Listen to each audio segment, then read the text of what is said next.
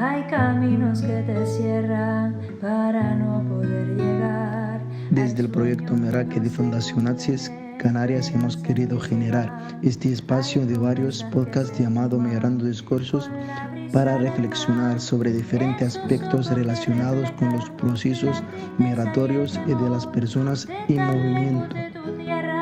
Y no tener comprensión, tu sonrisa nos demuestra que eres un gran luchador, y es que el tiempo no te espera, no se rompe tu reloj, aunque te pongan barreras y fronteras sin razón, tú le enseñas a la vida que hay que tener el valor, el valor.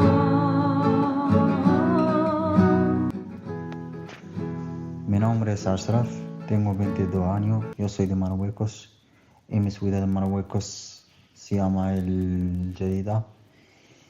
Y hoy voy a hablar un poco sobre mi historia, cómo he venido aquí. Y antes yo vivía con mi familia, con mis padres, con mis hermanos. Yo soy el mayor de la casa. Y antes yo estaba trabajando en Marruecos, en el puerto, en el mar. Y la verdad tenía un trabajo duro encima y pagan un poco de dinero. Y siempre tenía un sueño para venir aquí en España.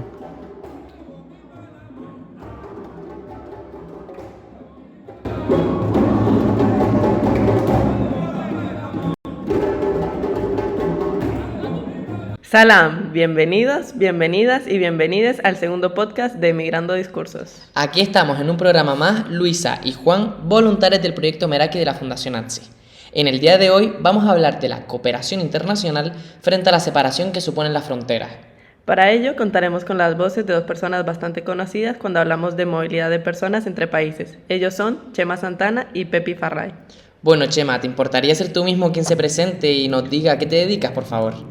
Mi nombre es Chema Santana, soy periodista y tengo estudios en diversos asuntos de administración pública y migraciones, y me dedico a apoyar a la vicepresidencia del Gobierno de Canarias en lo que tiene que ver con la movilidad humana en general. Genial, Chema, muchas gracias. Por otro lado, tenemos a Pepi Farray, a la que también le vamos a pedir que se presente. Lo primero, quería agradecerles la participación en estos programas sobre una temática que, bueno, creo que nos toca a todas de muy cerca y que es muy necesario difundir, sensibilizar y que la ciudadanía tome conciencia de los retos de este mundo global. No, muchas gracias a ti por estar hoy con nosotras. Perdona que te interrumpí. Si quieres decirnos a qué te dedicas. Soy Pepi Farray, soy presidenta y directora de proyectos de cooperación internacional de la Fundación Canaria Farrá. Actualmente centro mi actividad sobre todo en el diagnóstico, el diseño de proyectos y la ejecución y medida de impacto de los proyectos que la Fundación está desarrollando en países como Senegal, Mauritania, Gambia y Mali. Mi trabajo consiste sobre todo en trabajar con la población de estas comunidades en la identificación de problemas, para buscar las alternativas más pertinentes, más adecuadas y sostenibles. Bueno, pues de nuevo, muchísimas gracias a los dos por haber aceptado nuestra invitación. La primera duda que nos surge, a ver si Chema nos la puede resolver, es pues ¿cómo podríamos entender el concepto de fronteras? En cuanto a las fronteras son aquellos lugares que dividen, que generan unos espacios a diferentes bandas, que segregan, que son espacios físicos, pero también son espacios emocionales. Son vallas, pero también es una idea que carga con un prejuicio sobre otra persona. Las fronteras a veces el racismo, ¿no? Esa ideología que degrada a otra persona con el fin de obtener de él o de ella, y de esta degradación un beneficio para ti o un beneficio para el sistema al que pertenece. Las fronteras, desgraciadamente, son noticias las fronteras no se gestionan, las fronteras se construyen, ¿no? Y la frontera sobre todo divide a las personas y divide sus derechos, ¿no? De alguna manera las fronteras no son iguales para las personas ricas que para las personas pobres.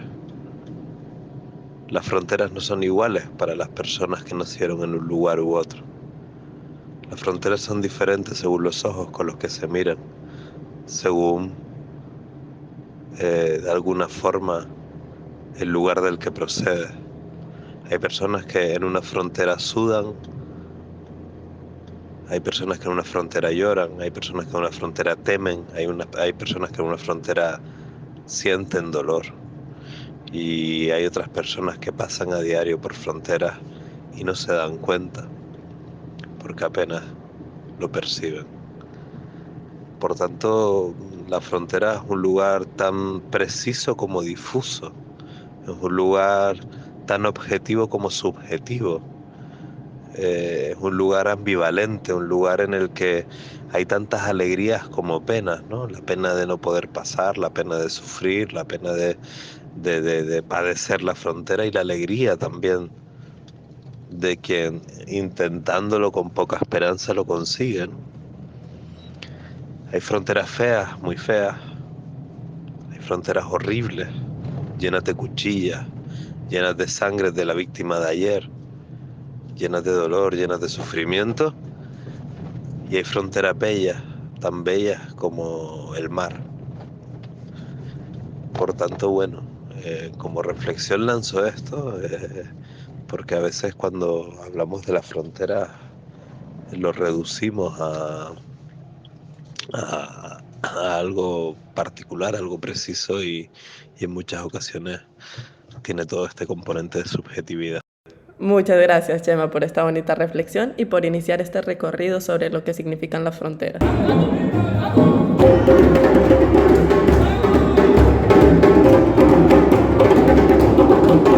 Bueno, y por otro lado, Pepi, por favor, ¿nos podrías decir en qué consiste la cooperación internacional? En mi opinión, la cooperación internacional es una obligación de los países con un alto nivel de desarrollo con los países empobrecidos que tienen un índice de desarrollo humano pues bajo o muy bajo. Bueno, pues la cooperación consiste en una serie de actividades y de transferencias de recursos que se hacen desde estos países desarrollados a aquellos que necesitan un acompañamiento y ayuda para mejorar la calidad de vida de su población. Yo creo que no es una acción neutra, no es una acción benévola, ya que las líneas de trabajo se suelen formular en base a los intereses del Estado que presta la ayuda. Desde mi punto de vista hay una gran hipocresía en este sistema, porque realmente responde a los intereses de los mismos gobiernos que van a dar la ayuda, ¿no? Estas ayudas creo que deben ir acompañadas de campañas de denuncia del expolio al que se somete a estos países, de sus sistemas de gobernanza corruptos, y acompañada, por supuesto, de la lucha por los derechos humanos. Creo que si no tenemos una lente crítica y de análisis de por qué estos países se encuentran en esa situación de pobreza, realmente no estaremos realizando lo que es cooperación. Nuestras acciones no tendrán el impacto que deseamos. Yo creo que ha llegado un momento en que la ciudadanía tiene un poder en nuestra sociedad y que tiene que hacerlo valer y ejercerlo, ¿no? Yo creo que cuando nosotras, la gente, nos pongamos en pie por un mundo mejor y más justo, entonces estaremos haciendo una cooperación verdadera, estaremos empezando a comprender que el mundo es una aldea global y que todas las acciones que realizamos en cualquier punto de este planeta tienen una repercusión en el resto, ¿no? Respecto a la pregunta que me hacen de cómo mejoraría África con la cooperación, hombre, está claro que África necesita que se fomente la ampliabilidad, la creación de puestos de trabajo, la creación de infraestructuras, de recursos, de empresas, de transformación que sean capaces de gestionar todas esas increíbles materias brutas que tienen y que hasta el momento están siendo aprovechadas por otras empresas extranjeras. Creo que en el caso mío, que trabajo en África, creo que África es la despensa para muchísimas transnacionales, ¿no? Desde maderas preciosas hasta hortalizas, frutas, pesca, minerales, el gas, o sea, les estamos quitando todo y no estamos dejando nada detrás. Realmente, cuando oigo esa cuestión tan perversa en la que dicen si hacemos cooperación internacional mejoramos el contexto, frenaremos la inmigración, yo creo que esto es una idea muy perversa. O sea, el derecho a migrar es un derecho. Lo que podremos frenar y paliar es la migración forzosa, ¿no? O forzada, cuando la gente se ve obligada a abandonar su tierra, su familia, su gente, porque no le quedan otras opciones. Y ahí es donde sí interviene la cooperación internacional, en la creación de nuevos recursos, en el acompañamiento para que las comunidades empobrecidas desarrollen competencias para la gestión y no dependan de terceros, y sobre todo en el apoyo a lo que es la democracia dentro de sus propios gobiernos, que son gobiernos muy frágiles, muy inestables, y sobre todo gobiernos que están vendidos totalmente pues a los intereses de los países donantes y de los grandes inversores. Decir de la cooperación internacional, bueno, que creo que es una obligación y que a partir de la Constitución de Naciones Unidas nadie se cuestiona que no sea necesario. Lo importante es saber qué tipo de cooperación estamos haciendo, a quién está sirviendo la cooperación, qué intereses mueven a esa cooperación y si realmente consideramos que las medidas de impacto nos están indicando que no es tan fácil hacer una cooperación eficaz, que no es tan fácil escaparse, ¿no?, de las redes de intereses políticos y económicos que siempre están planeando sobre los proyectos y bueno, intentamos que cada vez haya mayor independencia en lo que es la realización de planes de desarrollo y que realmente sean realizados y ejecutados y protagonizados por las propias comunidades, que lo único que necesitan son herramientas, necesitan un acompañamiento para lo que la famosa palabra ahora, que es su propio empoderamiento, ¿no? La capacidad para autogestionar una tierra que en principio da muchos recursos, pero no tenemos o no tienen capacidad para gestionarlos, para utilizarlos y para que reviertan en el propio beneficio de las comunidades. Muchas gracias, Pepi, por participar en esta primera parte del programa. Ahora vamos a pasar a la ronda de preguntas como en el episodio anterior. Bien, la primera pregunta de las redes sociales es para Chema y dice así: actualmente a nivel global vivimos en sociedades plurales y diversas. Ahora bien, ¿qué papel juegan aquí las fronteras? Y entonces, ¿consideras que son importantes? Las fronteras tienen una configuración geográfica, una configuración simbólica y una configuración histórica.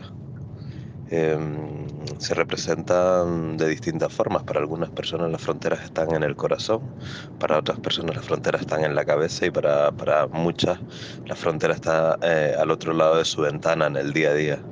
También hay personas que encuentran las fronteras a la hora de ir a trabajar, a la hora de estar en el transporte público y sentirse miradas. Las fronteras forman parte del relato de la vida, de nuestro día a día y tienen muchas configuraciones, ¿no? Si me preguntas en concreto por las fronteras físicas, aquellas fronteras que tratan de impedir el paso de un lugar a otro, o que tratan de dividir un espacio físico en el que a un lado las personas son de una nacionalidad y al otro lado de otra nacionalidad, más allá de la unión que hayan podido tener ese territorio antes de que la frontera física se construyera,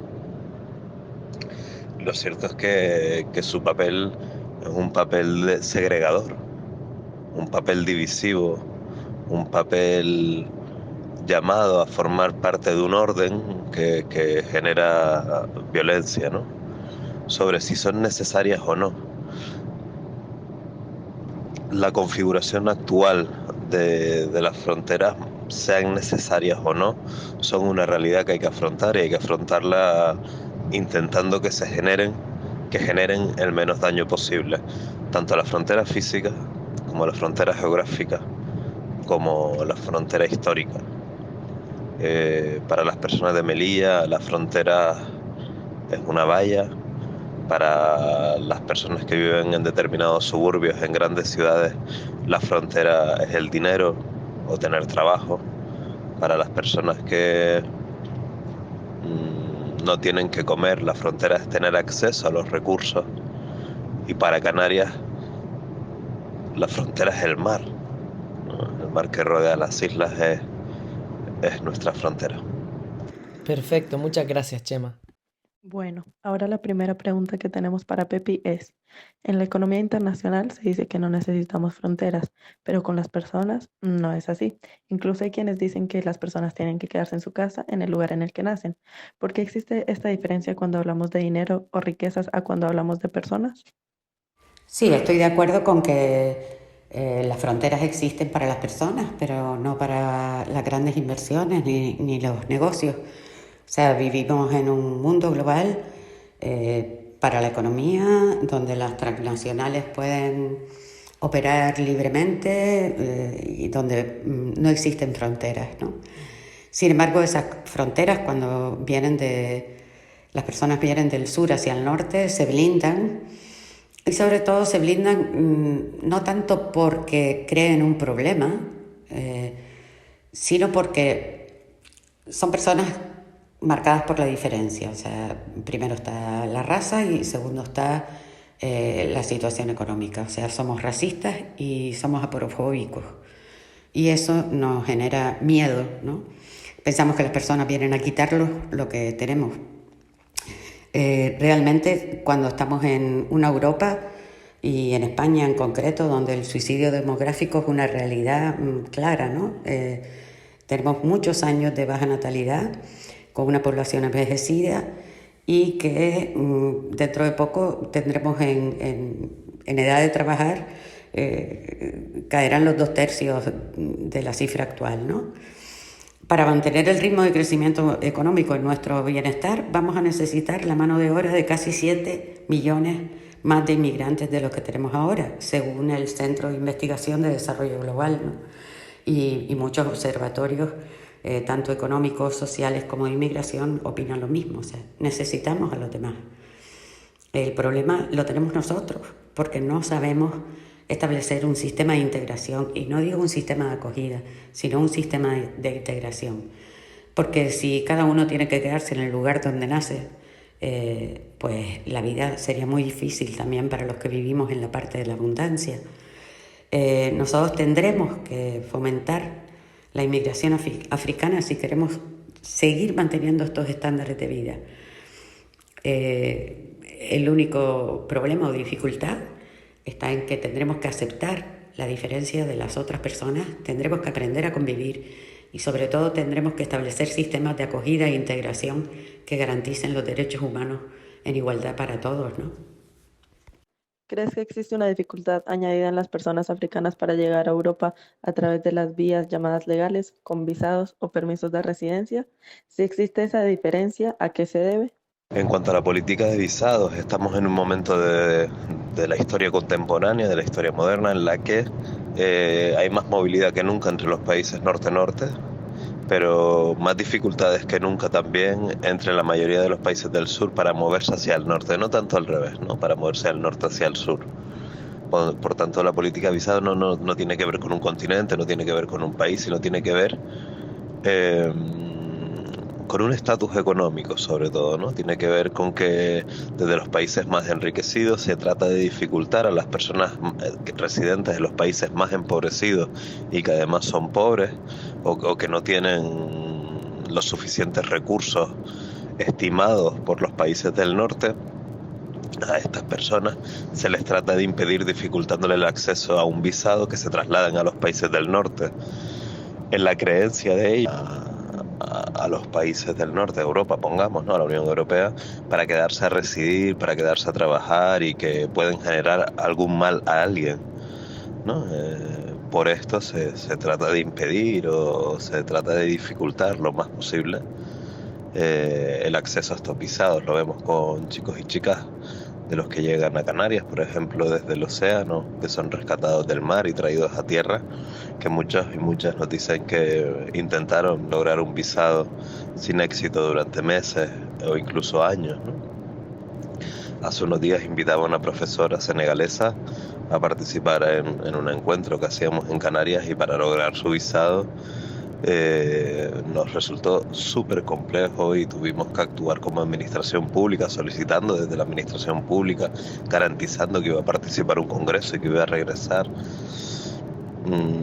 Sí, la política de visados es un muro más, es una frontera más, no física, porque apenas se ve, pero sí degradante de los derechos de las personas. Pues de nuevo muchas gracias, Chema. Y ya la última pregunta para Pepi en este marco de fronteras y cooperación internacional sería: ¿consideras que el actual concepto de fronteras dificulta la cooperación internacional? Y también, ¿crees que se apuesta y se invierte más en las fronteras o por el contrario se apuesta más por la cooperación internacional? La cooperación sigue siendo la hermana pobre de todos los presupuestos del Estado, de manera que siempre se deja un ridículo porcentaje para trabajar con los países que más lo necesitan, sobre todo países en los que España o Europa ha tenido una presencia histórica en la que siempre hemos salido ganadores. En el caso de Canarias, pues estamos casi en la colita, ¿no?, de las autonomías que menos aportan a esta labor. Y lo que sí está claro es que sí se ha dado muchísimo para el blindaje de la frontera. Un caso claro es el Frontex, ¿no? Este proyecto de blindaje de la frontera, establecido con ese, entre comillas, para seguridad, etcétera, pero realmente lo que está haciendo es conteniendo a las personas que emigran de sus países porque no les queda otro remedio. La emigración forzosa, pues es una realidad que tenemos en la puerta y a la que tenemos que atender, porque somos un mundo, somos una humanidad única y los problemas de los demás son problemas nuestros también. Y lo que está claro es que en este mundo desigual ojalá impere algún día la razón y todos nos pongamos en pie por los derechos humanos, los derechos de las personas, en igualdad, en libertad y con el respeto que se necesita para vivir en un mundo amable y ese mundo que soñamos todos y todas, ¿no? Pues muchísimas gracias, Pepi. Ya el episodio está llegando a su final, por lo que nos gustaría recalcar esas ideas principales que se han hablado durante todo el podcast. Las fronteras no son solamente el concepto físico que separa dos países, sino que es todo aquello, toda esa división entre personas, todas las ideas que cargan con prejuicio hacia las personas migrantes, toda la ideología y simbología que degrada a otras personas. En Europa las fronteras frente a la migración juegan un papel puramente segregador, ya que tenemos la creencia de que los migrantes van a llegar a crear algún mal, por lo que no solo existe la frontera física, sino que, como hemos dicho, se encuentran con la frontera de los prejuicios y además con la política de los visados, que se ha convertido en una cuestión realmente económica. Por el contrario, no existen fronteras para los grandes negocios y los grandes multinacionales, pero sí que se blinda a las personas ya que están marcadas por la diferencia de raza y por la diferencia sobre todo económica. La cooperación internacional, por otro lado, es una obligación de los países desarrollados con aquellos que están en desarrollo, es una mera transferencia de recursos que no puede ser neutra y que mucho menos hoy en día es benévola, ya que está la hipocresía de que solo se coopera correspondiendo con los intereses de los mismos gobiernos que prestan esa ayuda. Esta cooperación entre países, como muchas veces pensamos, no evitaría la migración, ya que esta es un derecho internacional, sino que evitaría la migración forzosa desde los países completamente empobrecidos. Con respecto a los recursos, se invierte mucho más en el blindaje de las fronteras que en la propia cooperación internacional. Y como se ha estado repitiendo durante todo el programa, las fronteras, como la migración forzosa, es una realidad con la que tenemos que hacer frente, provocando el menor daño posible. Bueno, nos gustaría terminar el episodio con una frase de Pepi, si nos lo permite, que dice que ojalá impere algún día la razón y nos pongamos en pie por los derechos de las personas, para vivir en ese mundo que soñamos todos y todas. Muchísimas gracias a los invitados, muchísimas gracias a los que nos escuchan y nos vemos en el siguiente podcast. Cada día, decenas de personas arriesgan sus vidas en mares y vallas, desafiando la violencia del control migratorio mediante su movimiento. El colectivo Caminando Fronteras ha cifrado en 978 los migrantes fallecidos en las rutas de acceso a España en el primer semestre del año 2022. De ellas, 938 personas han muerto o desaparecido en el mar y otras 40 murieron en la valla de Melilla. En estas cifras se puede descartar que 41 eran niñas y niños. No se puede seguir escondiendo el dolor de estas muertes detrás de palabras como protección de fronteras. Y yo estaba trabajando en el sur de Sahara y llevo 2 años sin ver mi familia para que trabajar para ganar un poco de dinero para poder venir aquí. Y cuando quería cruzar el mar tenía un problema en la patera y me mueren conmigo 16 personas y había algunos de mi barrio y nada, ahora estoy un poco mejor, aún todavía no consigo todas mis cosas, pero me gustaría en el futuro conseguir un trabajo. Y ahora estoy estudiando y todavía quiero estudiar más y todavía no me llegó en el sueño y quiero ayudar a mi familia, eso es todo.